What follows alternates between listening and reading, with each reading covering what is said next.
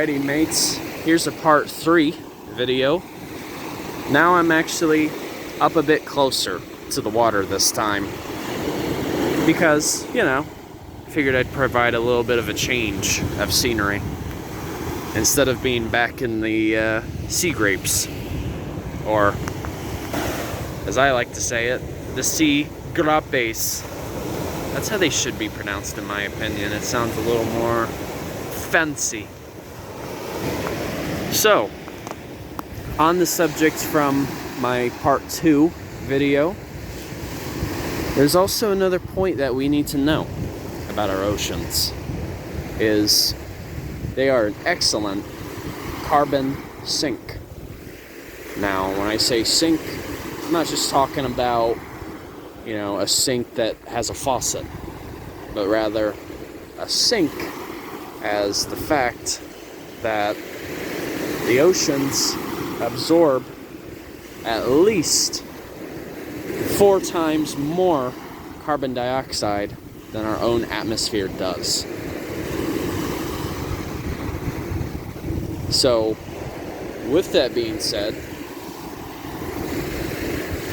our oceans help reduce how much carbon dioxide is present in the atmosphere. And so that's the thing. Despite how much climate change has been occurring, you know, in terms of rising air temperatures and more gas emissions, the oceans have that capability to absorb that. But the thing is, sometimes the oceans can't always keep up, because us humans, we tend to really like altering things rather quickly. I mean, within the past, 200 years, we've seen the most change happen on this planet than the other billions of years that the planet has existed. Think about that for a second. So within only the past 200 years, so beginning back in the Industrial Revolution, and thinking forward since then, how much has happened?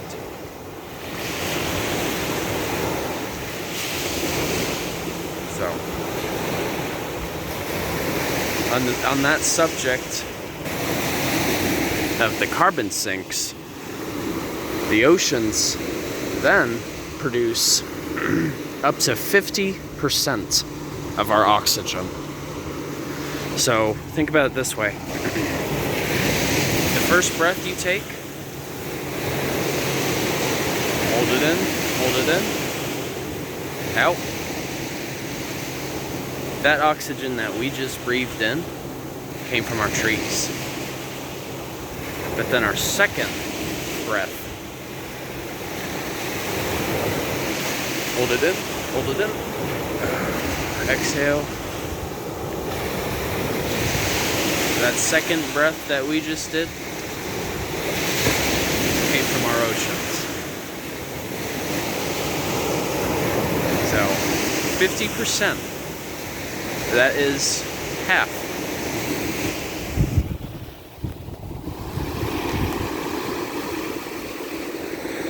So, these oceans are even crucial to our own survival, as I've mentioned before, but that's another aspect of why that is the case. And usually, most of the oxygen being produced from the ocean comes from our algae, our phytoplankton, among several other microorganisms, and even our coral. So, the oceans, they don't need us. We need them. We need her. We need the Mother Ocean.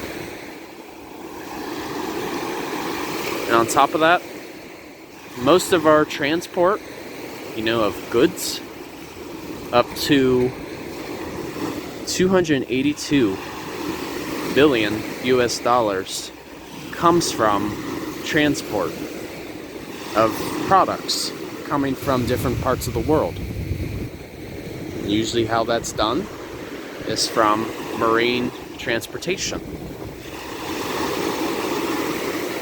And as a matter of fact, our oceans are responsible for employing up to 3 billion people on the planet. So what I mean by that is the ocean is also highly responsible for employing 3 billion. You know, especially around here. Many people have jobs that revolve around the ocean. You know, whether it be the fishing industry, boating industry, anything that you can think of that has to do with water that exists because of our oceans. So, basically what I'm trying to say throughout these 3 videos that I've made so far is that we really need to care, because there's no replacing this.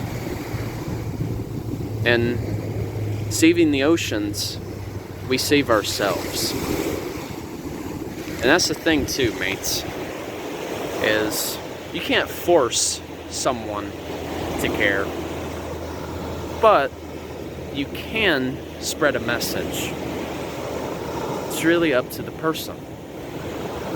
All that, you know, I do, or even other naturalists do, is we help interpret that importance. It's really up to the person in terms of how they decide to use that knowledge. They either want to use it for better, you know, to promote protection and conservation, or they can use it for their own personal gain. And that doesn't really work out in the long run. We can't eat money, but we need food. And at least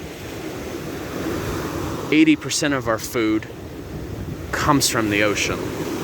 You know, even ingredients that we use to make, you know, prescriptions or lotions, or even peanut butter, for example. Some of those very ingredients come from the ocean. I mean, you know, it's like I could even go further in depth if I wanted to. But it's really up to you guys how much you want to know. I just simply help relay what Mother Earth tells me. Yeah. It's a good one out here today. So, you know, one difference that you can make with our oceans is to attend public events that involve trash cleanups. Or, for another, you can also do surveys out here. You know, like looking for sea turtle nests. There's so many different ways that you can help. And this actually goes on the subject that I made last Sunday. You know, even having native plants in your lawn so that you don't have to use as much fertilizer that makes their way into the ocean, causing harmful algal blooms. So, yeah, there's so many ways. So, thank you guys for watching this video. Hope you enjoyed it. And thanks for watching. And, you know, please feel free to share this if you want. It's part of why I do what I do, is to spread that word. So, alright, you guys. Take care. Enjoy your Wednesday. Journey on a Journey is ours. Take care, folks. See ya.